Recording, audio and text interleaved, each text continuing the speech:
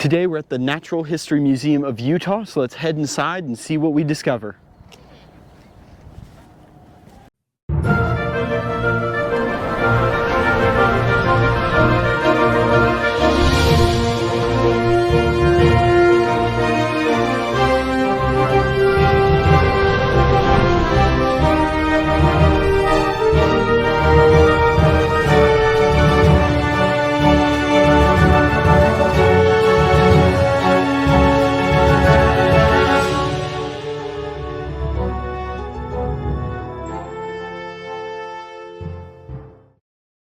So we're here. I'm going to only show you all the main dinosaur and life part because that's the part that this channel focuses on. Here we have their active work prep lab. You actually see two people in there, scientists in their wild habitats. They are. This is where they would pull things out of the ground, bring them here, excavate them, pull them out. This is just another prep lab. Here they have a Gyrosaurus, it appears. It's a duck-billed dinosaur. They have part of the ribs, it seems like, right there. Yeah, but this is a beautiful prep lab they have here. We're inside the prep lab here. Would you like to introduce yourself first? Hopefully the mic's working. Hi, my name is Alex Straley. I work here in the Natural History Museum of Utah. I work in the Paleo Prep Lab, where we are currently, as well as in the Paleontology collections, which is where I'm sort of like a librarian for fossils. I also go to the field to actually pull the fossils out of the ground, and I also do research at the University of Utah. So I do all the paleo stuff, and I wanted to give you a quick tour of our prep lab. Awesome. Absolutely. So, starting off, we have this big old jacket. This comes from Ghost Ranch, New Mexico. Wow, so Triassic. Exactly. And this is some of the oldest stuff we have in the prep lab currently, and it's also a very small percentage of stuff that comes from outside of Utah. Most of the stuff in the prep lab is usually found in Utah, most of it being from Grand Staircase Escalante National Monument. But there's a couple little gems like this that are just popping up from right outside. Exactly. Yeah. So we are lucky enough to be able to work on this stuff. And you can see these big strap-like bones. Those are all osteoderms from Aedosaurs, which are archosaur relatives. They're kind of like dinosaurs, but I like to say that they're like a dog with a turtle shell and a T-Rex head on it. Crocodile with a turtle shell. Exactly. They're weird, but they eat plants. Right, yeah, just strange critters. And then, of course, in Ghost Ranch, it's very famous because we have just thousands of fossils of this guy right here, of Coelophysis, which is sort of like the dinosaur blueprint. One of the earliest theropods, the earliest dinosaurs we know. Precisely. And these guys are really cool because they were some of the first identified dinosaurs, at least first identified theropods, to have hollow bones, which is kind of important because, you know, theropods' whole thing is hollow bones. Hollow bones helps them be quick and not fall over, so yeah. Exactly. Anyway, moving on, I'd like to talk about this stuff. This is some of our new stuff that we just pulled in 2 months ago from Tarantula Mesa, which is in southern Utah. It's near Capitol Reef. And this stuff is pretty exciting. Starting off with this big thing. Any guesses? Looks like a track of some kind. It's a track. This is a giant hadrosaur track. And we were given a GPS, and they said, hey, go find it. And we're like, okay, sure. And then, me and one other person, we walked in, and we're thinking like, okay, we can take this big track. It's not going to be that big of a deal. Then we saw that, and then we lifted it up, and it was very heavy. I could only imagine. So getting that thing back to the truck was quite a trek, but we did it. And it's here in the museum now, so that's perfect. Cool. And then right underneath it is beautiful, beautiful Metasequoia log. It's a redwood from this formation. And this one is cool because I ended up lugging it on my shoulder a quarter mile back to the truck. That seems to be how things end up. I like to say that that field work is just donating your body to science while you're still alive. Yeah, that makes sense. That adds up. It was rough. My poor spine. It's a lot of fun. There are a couple of new species from Tarantula Mesa that we can't exactly talk about on air just yet, but when they are eventually published, then please do stay tuned. Absolutely. Absolutely. Cool. Let's see, let's go over to this one. This one's a cool one. So this is a beautiful Griposaurus specimen. Yeah, go ahead and show the paper. Griposaurus. Monumentensis, the best species. Fight me, Dave Evans. Anyway, so yeah, this is a fantastic specimen. This is lovingly referred to as Maddie's Hattie. Now, the reason being because there's a woman named Maddie who ended up finding a Hattie, or a Hadrosaur. And the way she found it was just some good old-fashioned beginner's luck. She ended up... the best kind of luck. Exactly. I believe the story was she started working on a juniper tree, and she found a couple of bone scraps and started working at it. And literally her first time in the field ever, and she found an 80% complete Hadrosaur. It happened. So, then it's like you find one thing, then you'll never find anything for the next 20 years. Exactly. You'll find something else. It's phenomenal. But this specimen is quite incredible because they tried to lift it out of the field using helicopters. And obviously they have to get them to the trucks and stuff. But on the way to the trucks, they lifted this big specimen in the net. Not this block, but a different block from the body. They lifted it in the net. And then they got to about 50 feet high, I believe. Then the helicopter pilot realized, uh-oh, it's too heavy for the helicopter. So he did what you should never do while holding a mostly complete Hadrosaur, and he pressed the oh crap drop it button. So this poor Hadrosaur fell 50 feet to the ground with a sickeningly loud crack. And everyone was freaking out. Dude. And people were like, "Oh my goodness, the bones are shattered!" Fire him. Exactly. Get him out of here. We don't need this. And then, luckily, because of the protective jacket on the outside, the bones were mostly unharmed. So that's really, really good. That's why we use jackets in the field, is to protect the fossils. So it's just doing its job. So. And the way we make these jackets, it sort of acts like a suit of armor for the bones. We make them by, first of all, having a bilayer of paper towels, and then we take some burlap and soak it in plaster, which is usually just pure gypsum. And then we are able to just sort of slap it onto the paper towel layer, and eventually... It sticks to the paper towel, and then you can pull it off. And eventually it gives off an exothermic reaction, so it gets really, really hot, and then it solidifies. And now... it's very, very hard. It's like a rock. You just made a rock. Yeah, exactly. We just made a quick rock in 10 minutes. So it's pretty fun stuff that we do. And to get it out of this manufactured rock, we take concrete saws or diamond saws to it. And when we do, we have these giant pipes in the ceiling. That suck all the dust out. Yeah, they're all vents. Inhaling it. Exactly. I have witnessed people walk in wearing all black, then they walk out wearing all white. Yeah. It just kicks up so much white dust into the air. So, but let's see. Let's go. Oh, here it is. Sorry, I completely missed it. That's not a good specimen. Where are you? I suppose. Ooh, okay. Check that out. Yeah. See the camera there? Get the skin impression. That's a skin impression. So, would you like to pet a dinosaur? Absolutely. That awesome skin impression there. You're petting a 76 million year old dinosaur. How cool is that? I'm touching dinosaur skin. Would you like to? Yeah. It's so cool. So, the fact that we just have this. Now, Griposaurus is actually quite overlooked because we actually have a lot of the body coverings for Griposaurus. Surprisingly, yeah. Exactly. We have about 80-ish% of the body coverings. We have enough to know that it had keratinous spikes going along the spine like an iguana. Wow. Or more accurately, like a Brachylophosaurus, considering the famous Leonardo specimen. True, true. And then we also know that it had a big wattle under its jaw, just like a turkey. We actually found a fossilized wattle, and it's actually on display in the galleries, but no one pays attention to it. It's just this big block of skin, and it was found directly under the jaw. What else could it be other than a wattle? And it's also wattle shaped, so that kind of helps. Yeah, it helps maybe there. Yeah, it's just really cool. Griposaurus is such an overlooked animal. What a cool critter. It's overlooked for the more famous hadrosaurs like Montosaurus, Parasaurolophus. Exactly. Yeah. And of course, so this coming from the Camparowitz Formation in Grand Staircase Escalante down in southern Utah.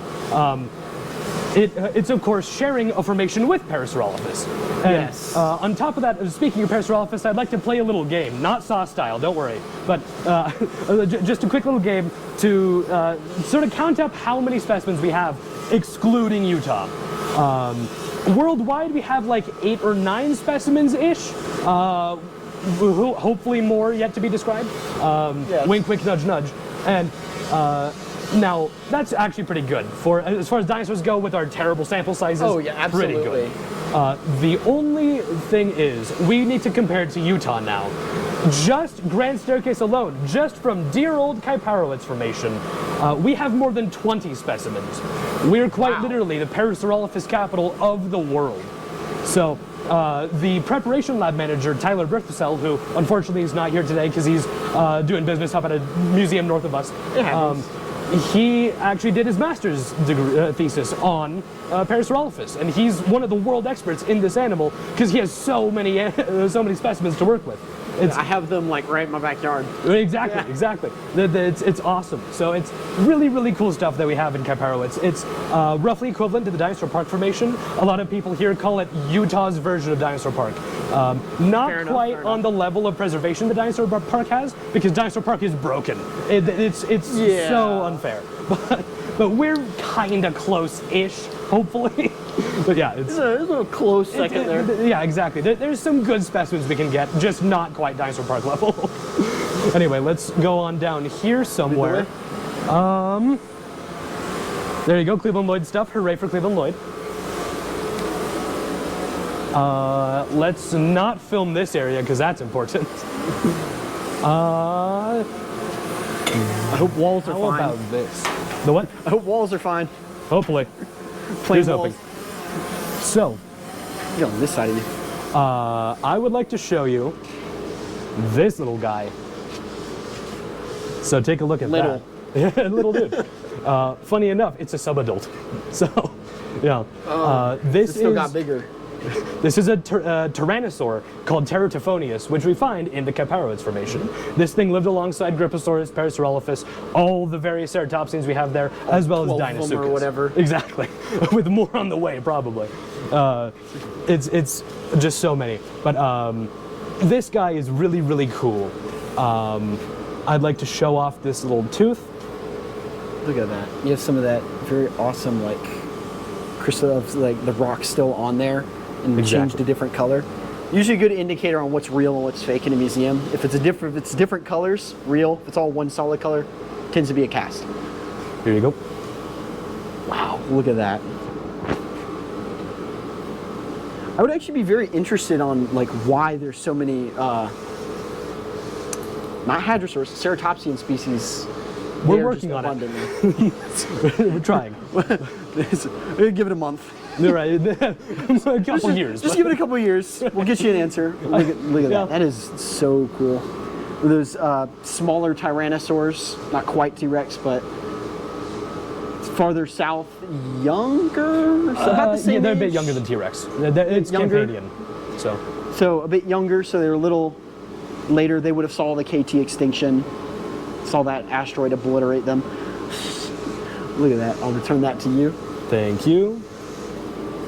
So that's really cool. And then we have a couple of things like turtles, but who cares about turtles? Turtles are cool. Turtles are cool, but the issue is that for every single dinosaur we find 3 turtles to go with it. And to make it worse, we never find just an actual turtle. It's always, I swear, the turtles swallow a hand grenade upon death because they constantly explode. And we just find turtle shrapnel everywhere. It's atrocious. There's so many. I can only. And then you're doing that, and you find like a boulder, and that's a turtle. Yes, And you're literally. just like, I'm not even joking. That happened literally like last field season. Like, it's so common. And then people will always get excited. They'll be like, "Oh my goodness, what do I have? I think it's like a Tyrannosaur. I think it's something. I think it's a Ceratopsian frill." Turtle. No, it's just a turtle. It's just a turtle. And then someone will walk up, and then they will half glance at it. They'll like out of the corner of their eye, they'll be like, oh, that's Basilemys. Just whatever. We don't need it. We already have 30,000 of them. We have 10,000 specimen of that one turtle alone. It's Oh, like the fish in Green River. Exactly. It's to the point like It's you the cut same it in thing. half and you're like, oh, I found another one. Exactly. It's borderline turtle Lagerstätten. There's so many of them. Too many turtles to count. A good friend of mine, he spent 3 weeks in the Kaiparowitz, and he was like, all right, I'm gonna find literally anything not turtle. He wants something dinosaur, something croc, anything that's not a turtle. 3 weeks straight. Nothing but turtle after turtle after turtle. And he found like, I want to say it was 6 almost complete carapaces, but not a single dinosaur. Anyone else, you're like, yes! But it's just like, the researcher that's found 1,000 of them, you're just like, Another, please give us something. anything. It's a lot. It really is. So we love turtles a lot. You gotta love turtles. I mean, they're so weird. They're so like, what are they? They're cool. Diapsid that's secretly a synapsid. Exactly. And you're just like, what are we doing here? What is going on here? What is this thing? According to But, the like, 1800s, anapsid question mark. Synapsid, just making stuff up just for them. Exactly. Maybe an archosaur, maybe not. They're their own weird thing. We gotta love them. They're really cool. And on top of that, just the way that turtles exist is funny. Yes, because they're so weird. I mean, obviously they have the hard carapace and hard plastron on top and bottom, so they can't exactly like move their ribs to breathe like we can. So instead, their solution is to slosh their guts backward and forward each time they breathe. So next time you look at a turtle, I want you to imagine its innards just sloshing around. Just going back and forth. The air sac, not air sac, the lungs just back and forth. Exactly. It's flushing everything. It's like a vital organ piston. It's terrifying. I'm actually, I'd be curious. Does that help them? Does that somehow prevent like organ trauma too? Since they're built to do that. If it's like so, can they take like, more organ damage because they maybe? can't? They're meant to slosh like that. I don't know. That might be worth looking into. That's really cool. Turtles are so weird. Oh, they're bizarre. We gotta love them. But I also sorry, I completely forgot. This is speaking of ceratopsians. This is a Pentaceratops skull, which is very, very exciting. And they're airlifting it onto a truck, so they just put it in a net just to get it onto the thing. Yeah. That's all they need. It's It's 20 feet. Don't drop this one. Exactly. Like, can you just lift it up by like 7 feet? Thank you. Awesome. That beautiful Chasmosaur has that famous, very U shape. You got a lot of the frill spikes there. Yes. If you look at just a recreation, a lot of depictions, it's literally just Triceratops, but slender with longer legs. I have no other way to describe it but that. I mean, yeah, that's what it is. He got long legs. But that is a beautiful, You should plaster there. I wish I could show you the actual skull because it's real pretty. Unfortunately, it's at the very top shelf inside collections, so we can't really see it even if we wanted to. I can extend that. Unless one of you are forklift certified. How tall? I can climb. Like 20 feet-ish. It's not too bad. It's not too bad. I know. Climbing's not too bad. It's just, some people will yell at me if I let someone fall and break their spine. Yeah. You got a waiver? Just kidding. Just messing. I think I have something somewhere. I forgot a pen though. Anyway, we can. Oh, hold on. I'm gonna grab the all-important water bottle. Gotta hydrate. Hooray. Water bottles are important. That's true. I sit without one on me. Here's some fun stuff. We have another Aedosaur osteoderm, which is very nice. My stuff just got moved. That's good. That's actually a good thing. Beautiful. So we are working on, I myself, am working on puzzling together this giant hadrosaur from Tarantula Mesa. And it's just beautiful, beautiful critter. Egregious puzzling though. It's like someone took sawdust and said, okay, put it back. Put it back together. I can only imagine. It's fun. I'm enjoying myself so much. Could you imagine pterosaurs? Someone just hits it, It shatters. You're just like you breathe on it wrong. It's gone. like, oh, I can only imagine. Fish fossils are one thing because you get abundance of them. So it's like, oh, I broke it. Let's just go like 10 feet this way. We'll find another specimen. I can only imagine being the guy that has to work on a pterosaur. Right. Oh my goodness. You're sitting there like, don't mess up. Don't mess up. Don't mess up. This is literally one of a kind. There's nothing else like this. It's also paper thin, so. Good luck. Yeah, it's rough, but as much as I joke, I really like being able to puzzle together the bones. I like to describe them as taking a 1,000-piece jigsaw and flipping them all over to the cardboard side so you can't see them, and then putting them together that way. And it's really rough, but it's fun to do. It's you very gotta burn therapeutic. half the pieces too. Basically, yeah, it's very fun. But yeah.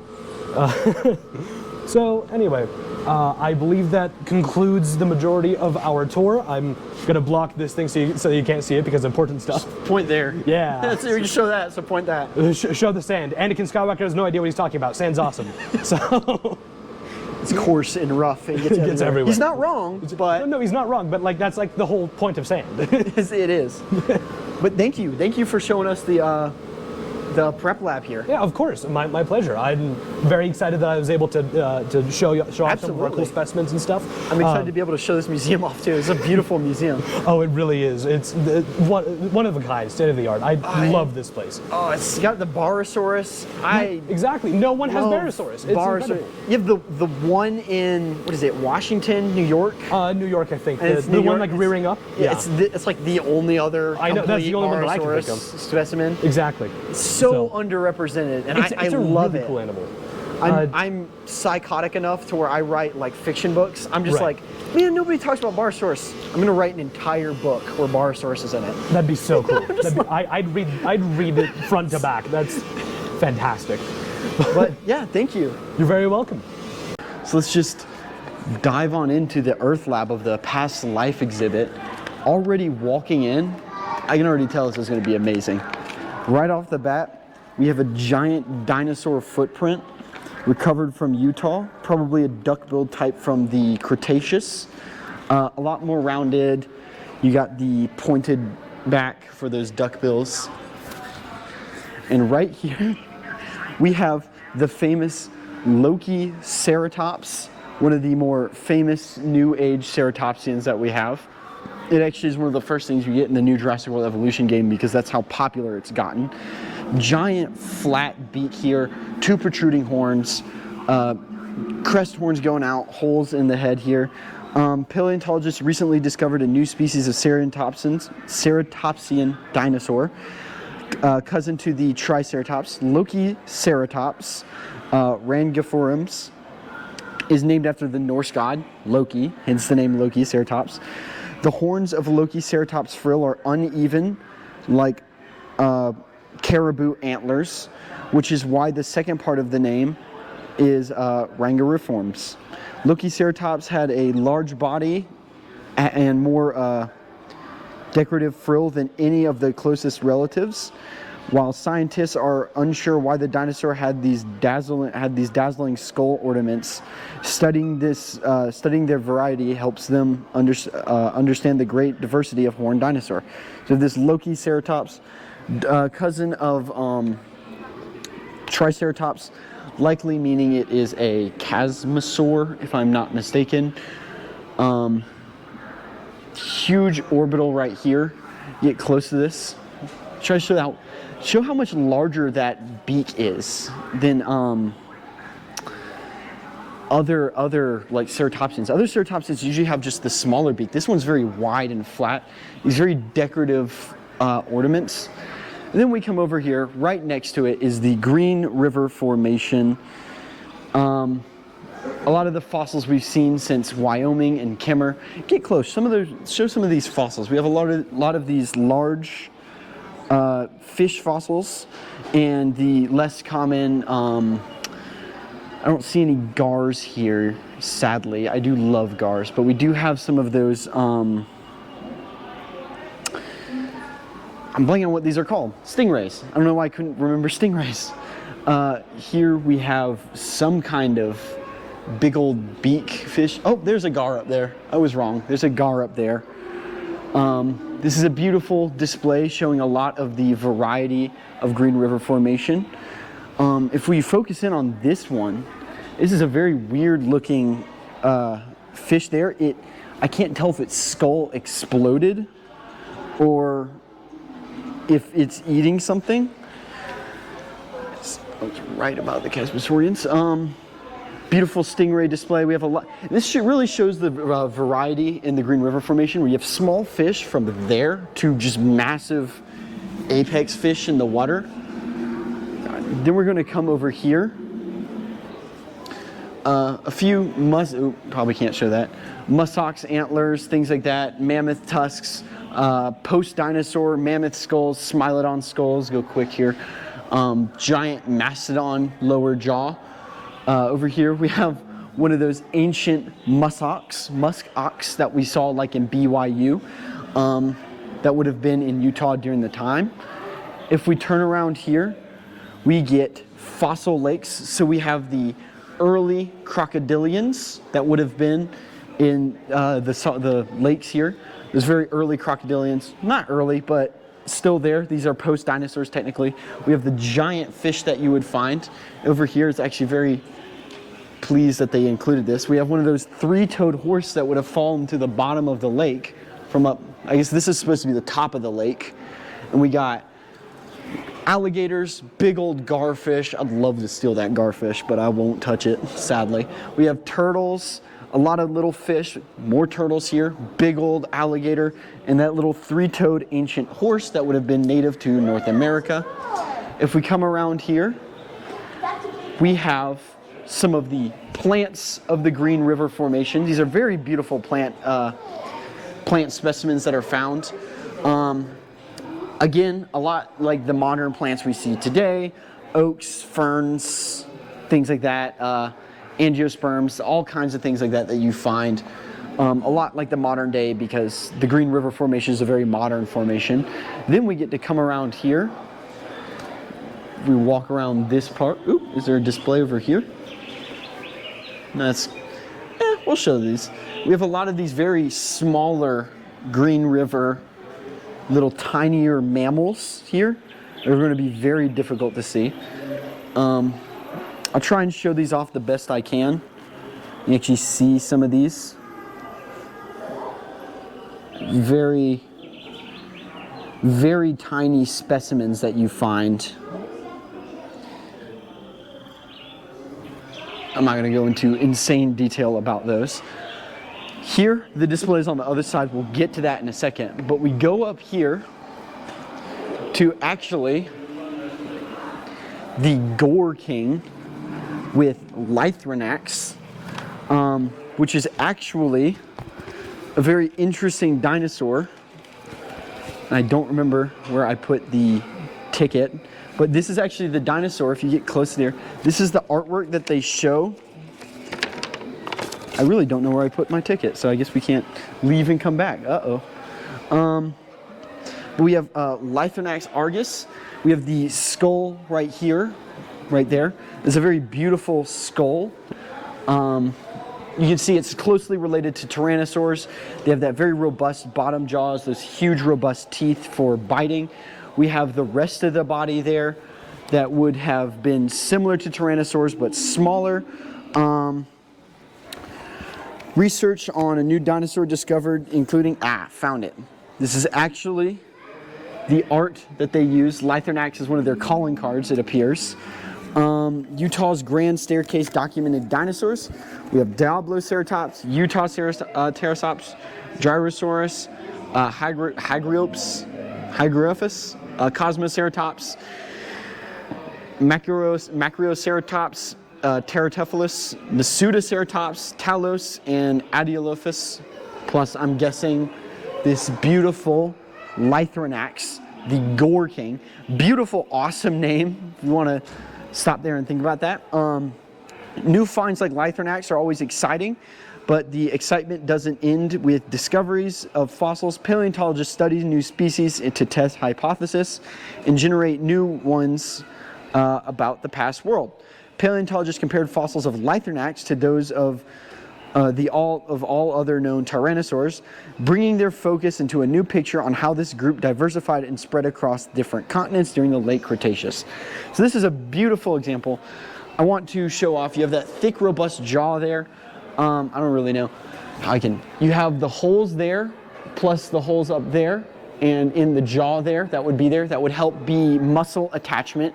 You have these robust teeth for piercing like other early tyrannosaurs.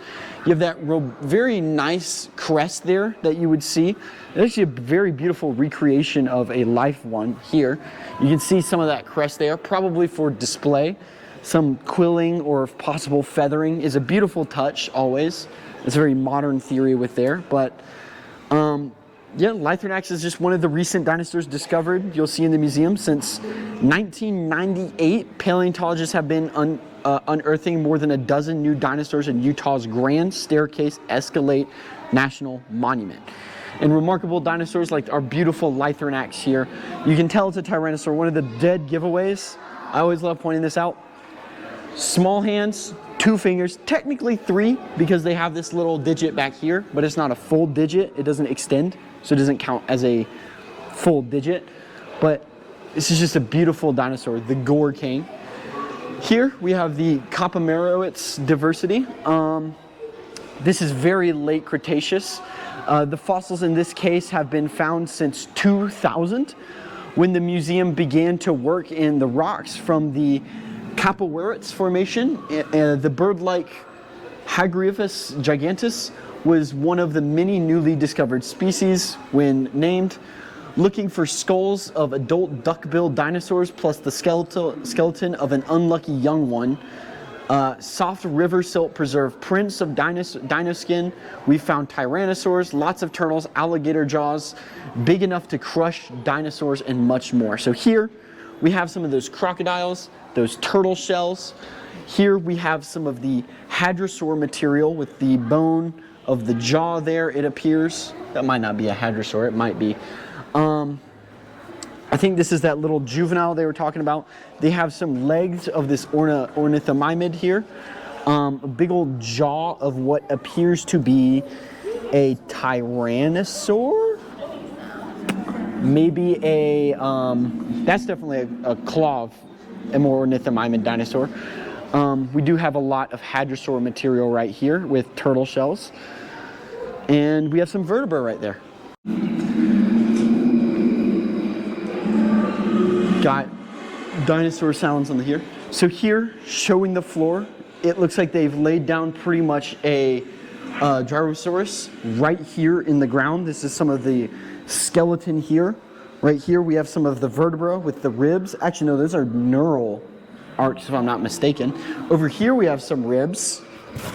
We have some more vertebra right here, leg bones, part of the scapula it looks like. Maybe some skin impression and just rock here. But it looks like they just laid it down right in the ground. This is so cool. If we come here, we actually see the skull of this thing, and it looks a lot like the Rhino Rex we've seen before. Giant snout here, giant duck-billed, weird nose bulge, dental battery, massive dental battery. Just giant chunks of bone of all these creatures all around. Is absolutely amazing. Here we have some more leaf and plant specimens giving us a insight into what the ecosystem looks like.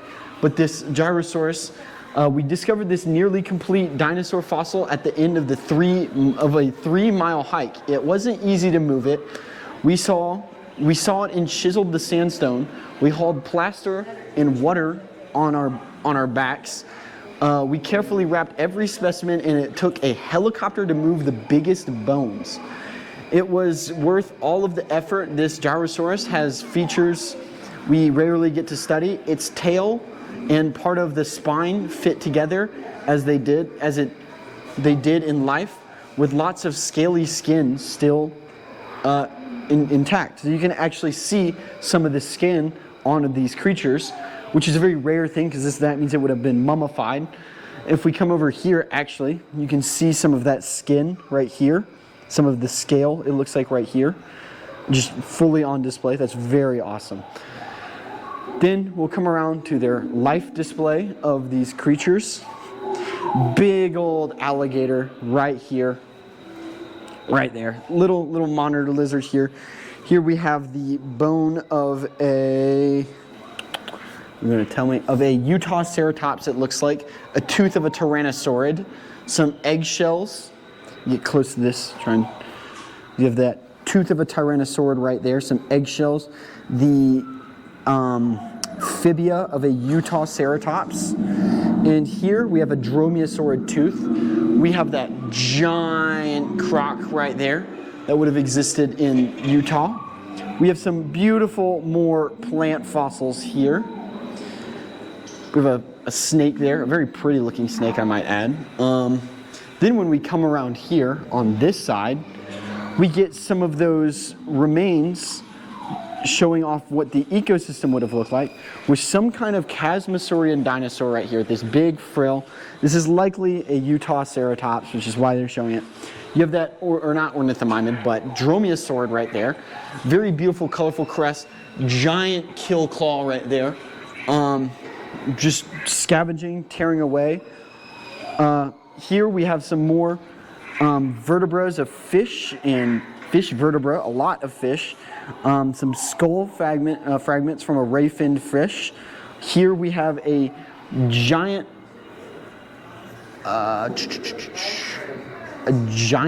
bulge of some kind of other fish. I want to probably say this is a turtle shell, actually. This is a turtle shell. And here we have a Champsosaurus vertebra, which is another giant, like, aquatic creature. So we're going to come around here to, ooh.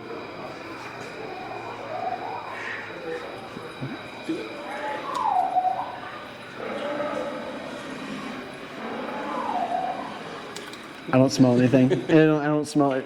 It might be.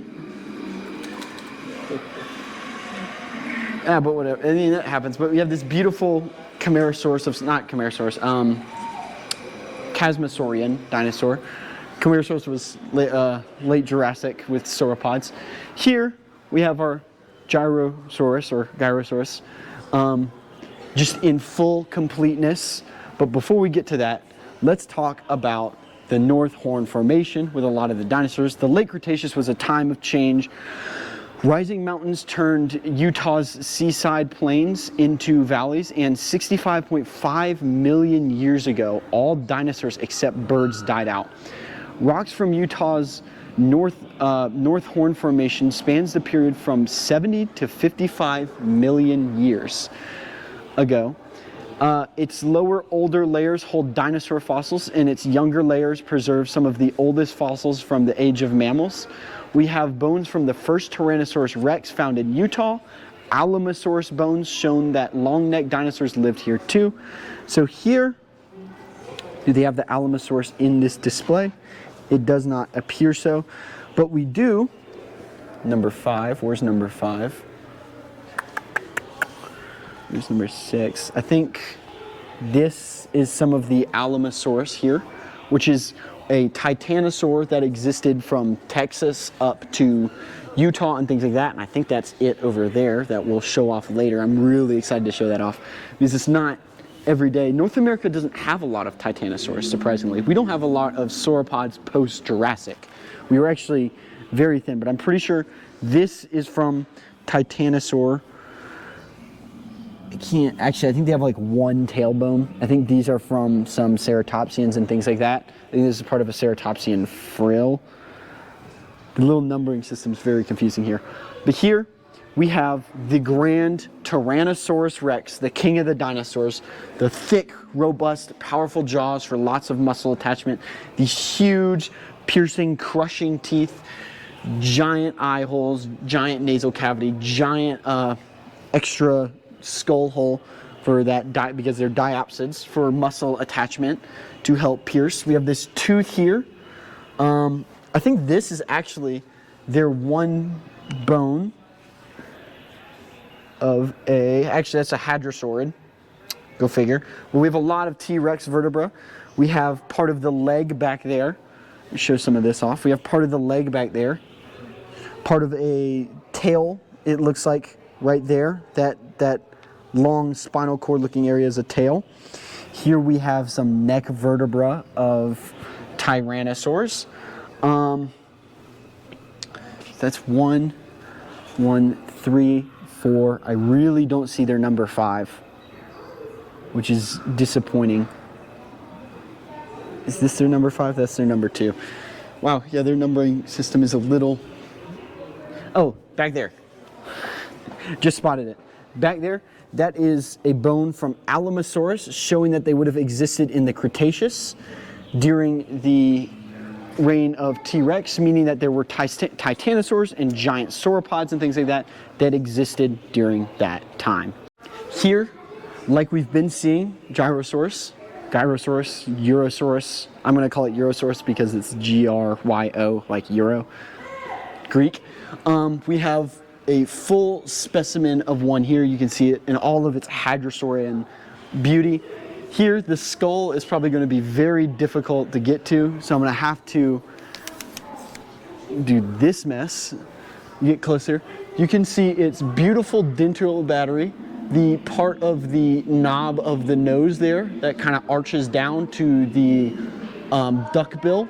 Very, very famous calling card of the hadrosaurs. You have these massive dental batteries for just shearing away at pure plant and things like that. These massive creatures existed in great abundance during the Cretaceous period. These likely would have been in giant herds along with most other hadrosaurs of their kind. But this is a beautiful, complete specimen here.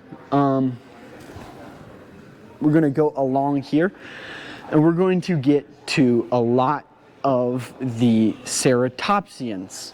We're going to start seeing a lot more Ceratopsians, but back there we have, I cannot read that sign worth nothing, Ankylocephalus, which is an ankylosaur of some kind. You can see it has this massive osteoderms on its back, and it's closely related to ankylosaur because you have that giant club tail on the end of its tail. I'll try and take some better pictures. That club tail there. I might throw those up on screen, but it's a very difficult shot to take. But you can see they have that giant club tail right over there, and you follow it up and you get to those massive osteoderms that would be there. And it actually has some very unique neck armor. Its skull is a lot more famous ankylosaurian-like, closely related there. There's that name for y'all if y'all can read that. But yeah, it's a beautiful specimen right there. Behind it, we have the famed Parasaurolophus. I'll go over that in more detail when we get up on that walkway there.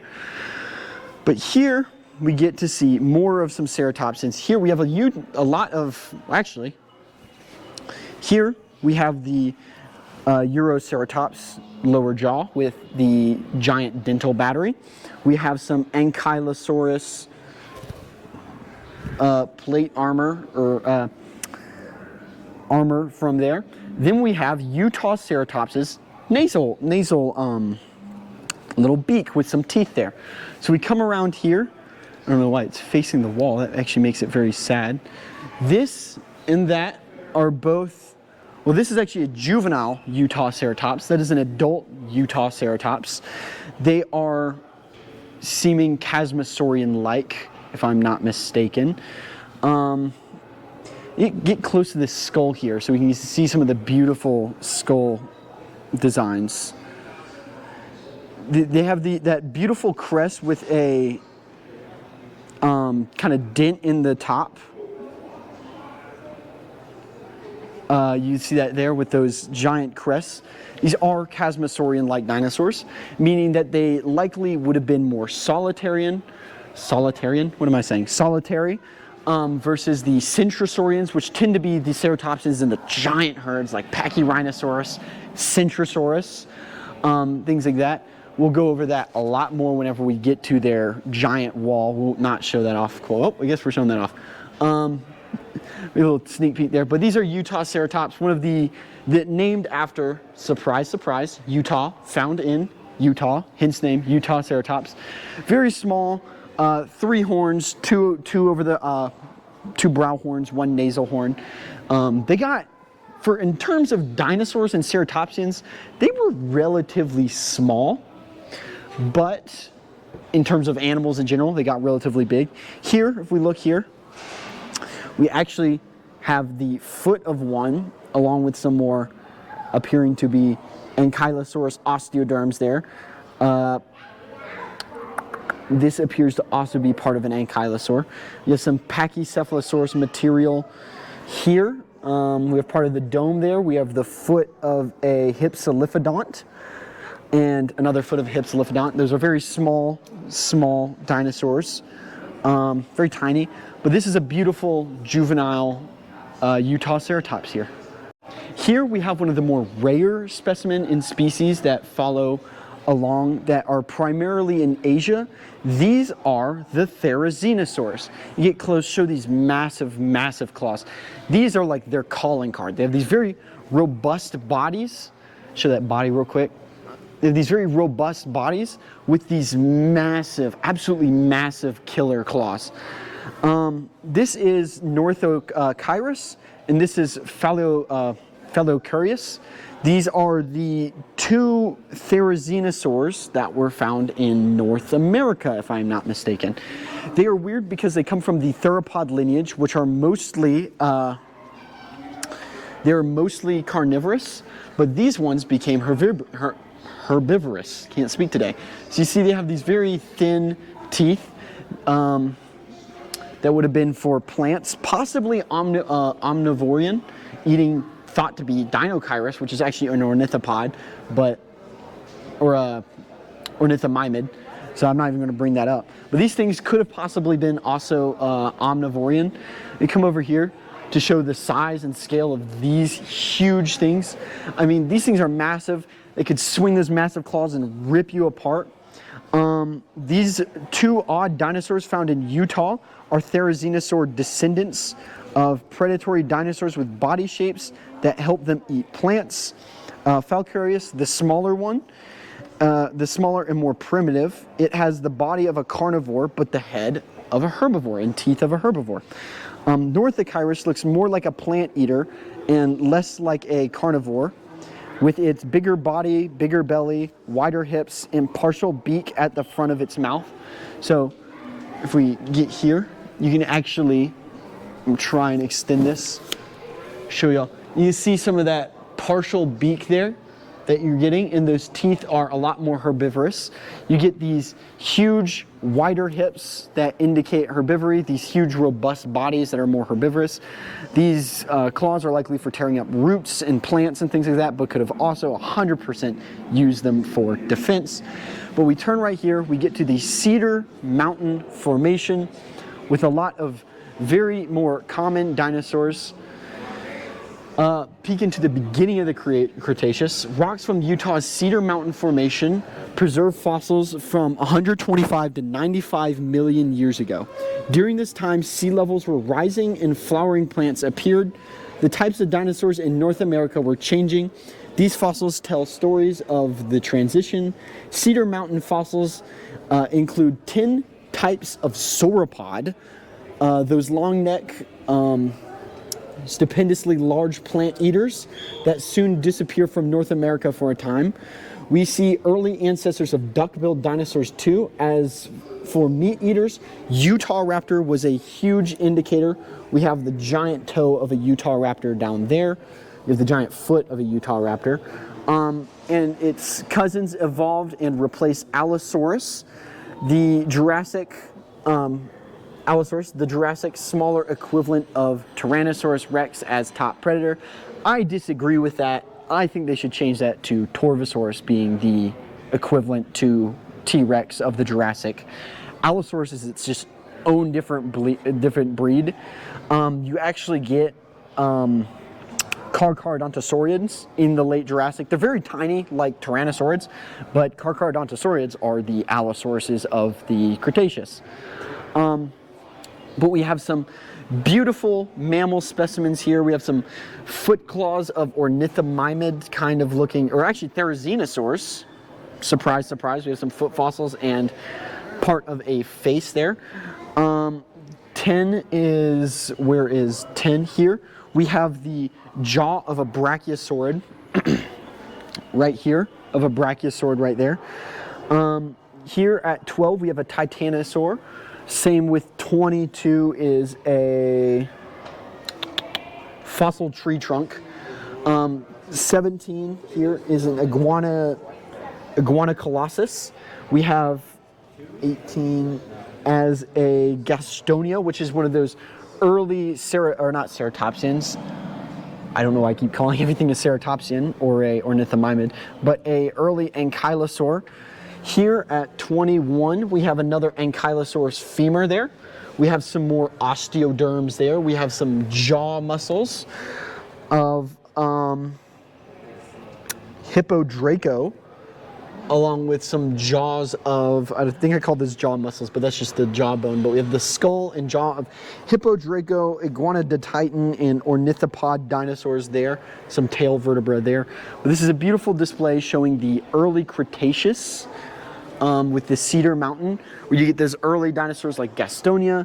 You get some of the last sauropods and Utah raptor. Here, I'm skipping a bit of the Jurassic stuff right now, but we'll go back and do that because I just wanted to get this cool shot. We have one of the most beautiful displays in my opinion, of this museum. We have the Ceratopsian family lineage tree. So we have two over there that I'll throw something up on screen. They're the basal ones. That is Zuniceratops and Protoceratops. So those are your very early Ceratopsians that you see. You have those very early Ceratopsians over here. That's Protoceratops, Zuniceratops. Those are your very, very early basal Ceratopsians that are your earliest tree. Or don't. But here you can actually see a lot of the other Ceratopsians of the time. At the top there, you have a lot of the Pachyrhinosaurs, like that. On this side, from right about here up, right above me, you have your Chasmosaurians. There's a lot more than what's on display, but you have Triceratops at the very top, the only one with the filled-in horn, with the filled-in frill. You have Anchiceratops right to the left of it, or for y'all probably the right. Right here at number 10, if y'all can see that, you have Cosmoceratops. Here at number 11, you have the Chouelian Ceratops. These are your Chasmosaurians. 12, you have Chasmosaurus, the famous, what the Chasmosaurians are named after. These are your larger, solitary, more solitary Ceratopsians that don't tend to live in large herds. These are the ones that you'll see often alone.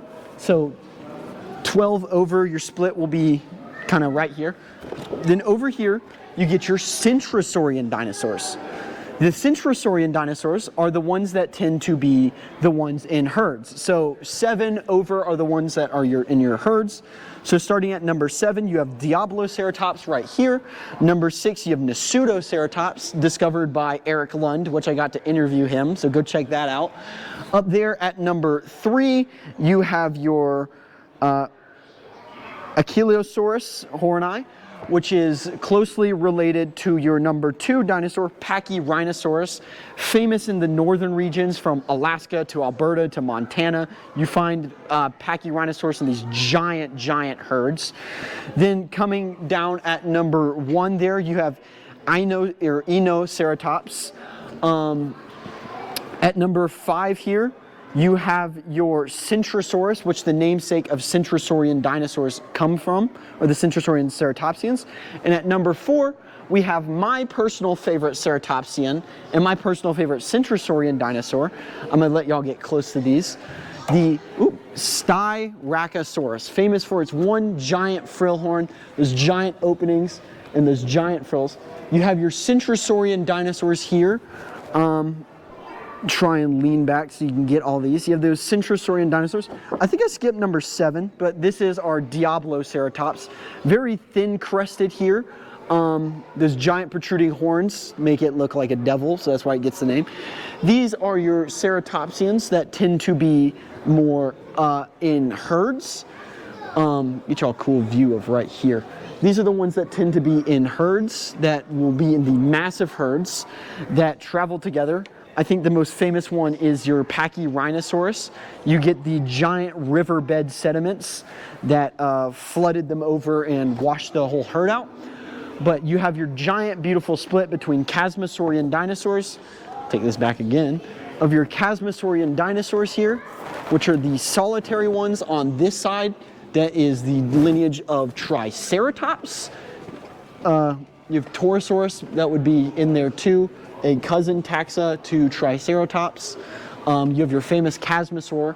You have your other Centrosaurians, which are, to review, those are your famous herd ones that live in the giant herds. And that is namesaked by this fella here, the Centrosaurus. Now I'm just going to show off that Styracosaurus one more time because that's my favorite dinosaur. Then over here, you have your early Ceratopsians. That would be Zuniceratops and Protoceratops kind of hidden off to the side. These are your early age ones that turn into all of these. You can kind of see the connection down there. They're very early.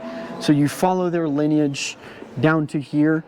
They didn't directly turn into it, but their ancestors would have split off. So you get the Zuni, Protoceratops. Then you split, this split would be Centrosaurs, Chasmosaurs. Reviewing, there's your Chasmosaurs. You go back down here, there's your Centrosaurs.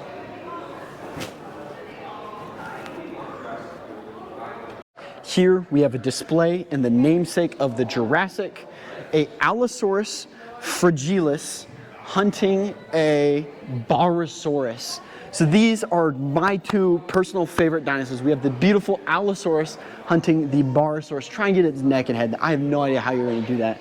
This thing is massive. So you have the Allosaurus lineage. Get close here. With you have the most likely the mama here with some juveniles, younger ones that are pouncing onto the Barosaurus' side. If they did that, I really don't know the science behind that. There's a huge possibility they did. This is a beautiful juvenile specimen of Allosaurus fragilis. Again, you can tell it's Allosaurus fragilis by if you get close here, you can tell it's Allosaurus fragilis. You have a bit of that thicker jaw and a little bit more pronounced crest. It's a little more difficult with juveniles because they're not fully developed, but you can totally see that on the adult over here. If we look here, you can see it too. A bit of that thicker jaw, a little bit of that more pronounced, or actually less pronounced crest, I think, than Jimadazen. This is a little puzzle they have. That's awesome. We have all of these juvenile, 1, 2, 3, 4, 5 juvenile Allosauruses hunting a massive Barosaurus. In my opinion, the least represented sauropod of the Jurassic, with the mama here. There's a lot of evidence for pack behaviors in regards to Allosaurus. I, again, would like to put that theory out that fragilis is likely the ones that hunted all the sauropods, it's not Styracosaurs, stegosaurs, bullied away ceratosaurs, things like that. If you get close here, you can actually see the Allosaurus over there pouncing on the back or the side of the Barosaurus, probably tearing at its spine. This is actually an interesting hunting method and could explain why they have those very unique, weirdly curved claws, is that they would latch onto the sides of Barosaurus and get that really cool shot right there for me for later. They would be jumping on the sides or something, probably only when they were younger. Unlikely for when they were adults. They probably would have been too big for that. But as young, they probably would have stuck together because they would have been vulnerable. In the older ages, it's a little harder to decide whether they would broke up, which is why I think tribalism would be a thing within them, similar to modern day lions, where you would get Allosaurus fragilis groups like this. This is particularly a family that would specialize in hunting sauropods versus stegosaurs or dryosaurs or camptosaurus, things like that. So this appears to be a lineage or a tribe of Allosaurus that would be hunting a Barosaur, or specialized in hunting Barosaurs and sauropods. So Allosaurus fragilis, getting those really robust jaws like that, could explain that they are the hunters. Jimadazen might have been more of a scavenger than fragilis here, but I think this is a beautiful display. If we come this way, first off, I want to show the inside of the ground here. They have another display like this. You see lots of jaws of Allosaurus. I think that's a Stegosaurus backplate right there. that might be a Stegosaurus backplate. You have a giant sauropod leg bones, lots of just discombobulated bones here, lots of vertebra, lots of ribs, good jaws and things like that here, lots of specimen here. You have these very beautiful display right on the ground that you get to walk over, which I think is a very interesting way of displaying things. You get to show some of this off here. Here we have some very beautiful jaws and things like that just right on display. Most likely a giant flash flood or riverbed that tore apart these creatures and buried them rapidly. If we then follow this later on, here we have a beautiful shot of the Barosaurus' side here with this Allosaurus pouncing on it. Again, this young juvenile here pouncing on it could again explain those grippy claws. But if we turn around here, we get a lot of the namesakes of the Jurassic. Here we have Allosaurus here that appear to be there. Well, actually, this is Allosaurus fragilis. You get that thick cross, a little bit of the nub there. This is actually Marchaeosaurus. So it's a little bit more elongated. It has a bit of the crest kind of laid down, thick jaws here, similar to Allosaurus. Here we have the very robust skull of a Ceratosaurus, another very famous smaller predator from the Jurassic, famous for their 3 horns, where they get that name, horned lizard, Ceratosaurus. Here we have the bruiser of the Jurassic, the not Tarbosaurus, Torvosaurus. I don't know why I'm getting all my dinosaurs confused. These things are definitely the bruisers. They got that giant hole for muscle attachment, very thick, large teeth. So we got our swift killer, our bruiser, and our little bit more drag out a-hole there, for lack of better words. Actually, we have Taniocolagarus right there, a smaller, more probably scavenger for the time, but a very aggressive dinosaur. Up here we have Camarasaurus, a very abundant sauropod during the Jurassic, part of the Macronarian line, which is where you get Brachiosauruses, Camarasauruses, things like that. Here we have a Stegosaurus skull, so you have that beak, those teeth there, that beak and teeth there. Number 25 here is Barosaurus, again, my personal favorite sauropod. I think the sauropod that gets the least amount of recognition. 27 appears to be missing, sadly. 26 is Camptosaurus, one of those smaller little ornithopods that would have been quicker. You have Camptosaurus, that would have been the little quicker one that would have been chased, and a little bit of the easier prey for Allosaurus, Ceratosaurus, and Torvosaurus here. You have that giant alligator down there with some chunks of turtle. Get that shot. Some chunks of turtle right in front of it. Here we have actually I think these are Allosaur bones from very young to very old Allosaurus fragilis. So you get the full lineage to see how they would have grown. I think that's very beautiful. We also get a lot of Allosaurus here. I think 13 is, I'm trying to find it, is up there, is the rib of a sauropod dinosaur, but the rest of this is all Allosaurus, so you have part of the hip, some leg bones. Actually 20 and 21 are actually Camarasaurus. Those are both Camarasaurus. The rest is Allosaurus. I keep saying that, except for that. That's also a sauropod. We have some vertebra, some hip, some finger, some things like that. A lot more Allosaurus fragilis material. Hips, fingers, ribs, legs, things like that are broken apart. To show that these things are very predatory, very, very prone to damage because they're hunting absolute giants like this Barosaurus here. Then if we come around here, we get a beautiful example of what would most likely have been, right here, we have the Barosaurus whip-like tail, similar to the Diplodocid family. This massive whip-like tail that comes all the way around. But here we have what appears to be a post-death like fight here. So we have this Stegosaurus here on the ground with the Thagomizers down there. You can try and show those. This might be a little bit smaller there. But here we have Marchosaurus,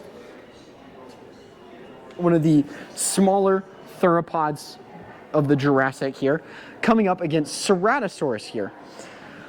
They would both come here, fight over this Stegosaurus, likely not to the death, but if it was to the death, then you would have the remains of one, but they would kind of try and scare each other off. The Ceratosaurus would probably take the cake here, being bigger, more robust skull, larger teeth, swifter killers, 4 fingers for some reason. They're very primitive with that, apparently, those primitive 4 fingers. I think this is a beautiful display showing what some of this Jurassic ecosystem would be like with things like that. I think Ceratosaurus is more of a swift killer. I do agree with Dr. Brian Curtis with those very elongated teeth, most likely going for the neck or the jugular to swiftly kill. I actually haven't looked at Marchosaurus a lot, but as the smaller Jurassic theropod, it likely would have been, it's fairly small in compared to your bruisers like Torvosaurus, your swift killer like Ceratosaurus, and your just commando like Allosaurus. But that doesn't mean that they weren't there, they weren't good, they didn't survive long. They were actually surprisingly successful from what I know, but they are smaller, probably a bit more of a scavenger than the others, since being smaller in that ecosystem would have likely meant that they are needing to kind of run in and steal meat.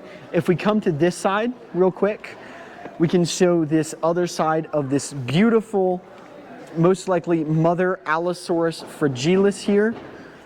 It has those, the gastralia of the bottom rib there. Beautiful display there. Thick bottom jaw, very robust crest here. I think this is a very beautiful display. You can get very close to this Allosaurus specimen right here, and I think that's very cool.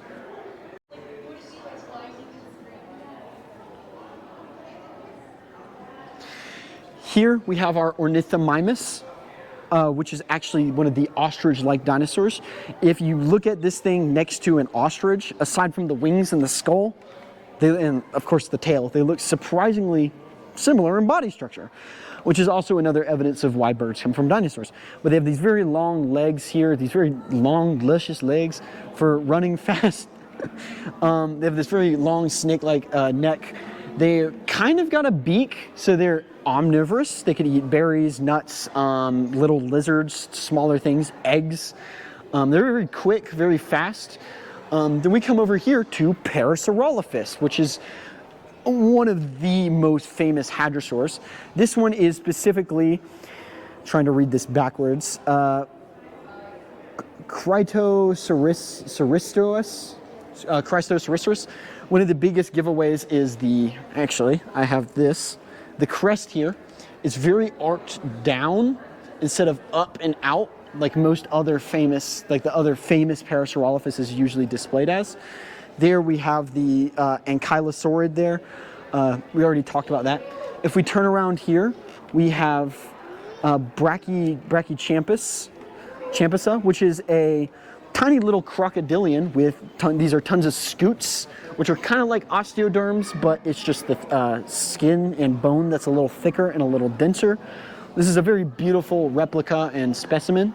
If we come up here a little more, first I want to show off our beautiful Griposaurus again, the beautiful Griposaurus. A lot of the specimen we know of, they found a big patch of skin right under the neck. This may be in the episode, it may not. Big patch of skin under its neck. That's like the turkey, like how turkeys have, like a turkey gobbler kind of thing. That would have been here. Here we actually have a very speculative dinosaur. Never mind. This is Hagriphysis, Hagriphysis, which I actually thought was Anzu for a second. Anzu is not known from the skull, but this thing would probably be closely related to Anzu, which again looks like this, found in the Hell Creek. Has that beak, has that weird Oops, sorry, didn't mean to blind you there. Top of the skull there with the crest there. Very weird turkey bird, these giant claws that really don't look like they belong to this thing if you ask me. But then we get onto one of the largest creatures of the time, is the Dinosaurus. This is one of the biggest top predators.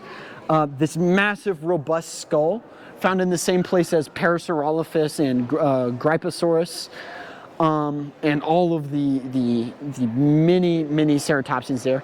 This is one of the biggest crocodilians ever found. You see all those massive scoots on the back. Can't really read that from here. You have those giant scoots on the back. This thing would have lunged out of the water, gripped onto Parasaurolophus or Gryposaurus and pulled them into the water. Giant, robust jaws, almost as strong, if not as strong as T-Rex, maybe a little bit stronger even. Those huge, giant, sprawling limbs. Not a dinosaur, it is a crocodilian. Here we have a dromaeosaurid. This is a beautiful replica of a dromaeosaurid. You have these very weirdly elongated fingers, which were probably for grappling or gripping onto prey. You have the sickle toe claws there, the famous calling card of the dromaeosaur, that kill claw there. You have the smaller jaws, very small, turkey-like, chicken-sized dinosaur. Back there we have bear with me while I try to read their nameplate. We have juvenile and adult Ceratopsian, which is a tyrannosaur. You can see its skull there. Similar to Lythornax down there, they have that little crest on the top of their skull there. Beautiful representation of possible sexual dimorphism. The adult is obviously larger. You can tell they're tyrannosaurs. They have the two fingers on their claws, the two large finger claws. Their skulls are getting more robust. Their jaws are getting more robust. Their teeth are getting larger. Yeah, the legs, the bottom part of the legs look a little bit longer, so those might have actually been pursuit predators and not ambush predators like Tyrannosaurus. Then we come to the Eocene with our Unititherium and Patriophilus, which is like a weird beaver muskrat thing, and our horse,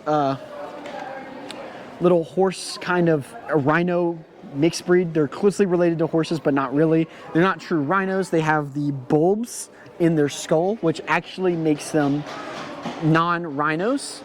Up here we have this little bird here. We've actually skipped a couple. They had an Archaeopteryx over there. You can probably barely make it out over the Barosaurus. They have another dinosaur, little flying pterosaur thing right there. Not pterosaur, but avian dinosaur.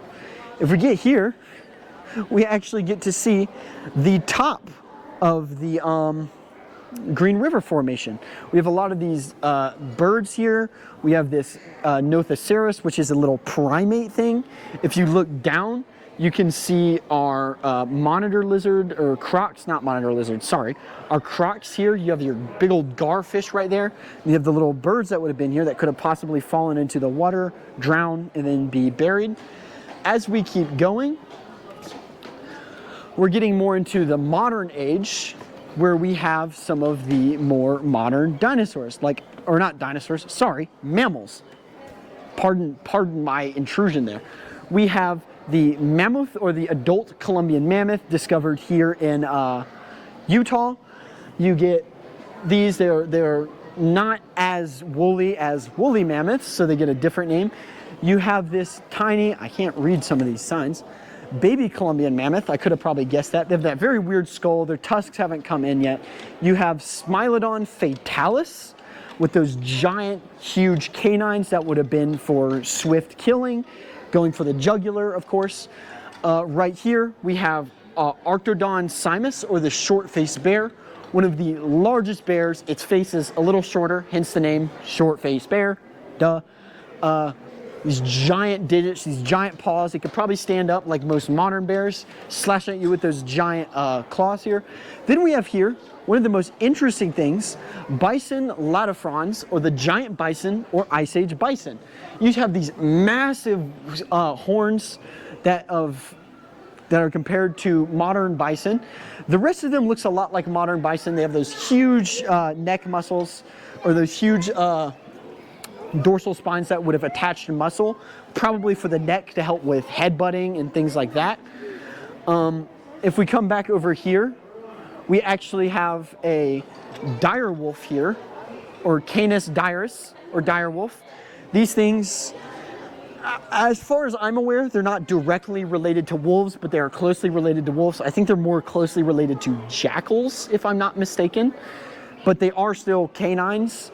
And here we have Paramylodon, or the giant ground sloth, or just the giant sloth. They are digging creatures. You can tell by those massive claws. Their burrows have been found in like North Carolina. You'll find these giant burrow holes. They have this really weird looking face, giant short face, very robust hips, very thick bones, very wide gut, they're herbivorous, they're very slow moving, most likely to just stay in one area for a lot of their life and eat what they can and leave it at that. As we kind of transfer back over here, we have our beautiful bison. If we look here, we have arrowheads and spearheads from the people that would have been around to hunt these creatures. Beautiful indications. I don't think any of this is, oh no, these are in having mammoth points. This one is Clovis point. This one right here. I think most of these are probably Clovis point or closely related to Clovis point. Clovis point is whenever people first entered North America, sorry, my bad, across the land bridge from Alaska and Russia. They would have walked from the Middle East kind of area up through Siberia into Alaska, and then they came here. Eventually that land bridge disappears. But Clovis point refers to the first point whenever you actually see human interaction in the Americas. Here we actually can see into some of their collections warehouse. Right here they have this beautiful Nasuta ceratops and direwolf right on display right here. But if you just look down through there, you can see all of the amazing things they have on just in their collections. This is amazing. Here we look into another part of their collections. You have some giant, possibly sauropod vertebra there with some jacketed fossils still there, and this amazing Pentaceratops skull. Tell with that giant U shape and those giant holes and those horns there. This amazing in look on what storage of these massive fossils and everything in a museum would look like.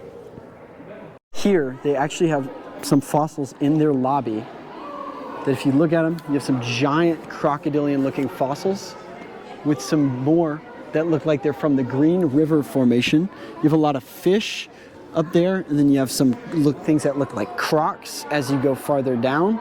And then you have this massive nautiloid right there with a trackway of what appears to be maybe a crocodilian, maybe a theropod right there. But this is awesome. This is a beautiful museum, and if you get the chance to come check it out.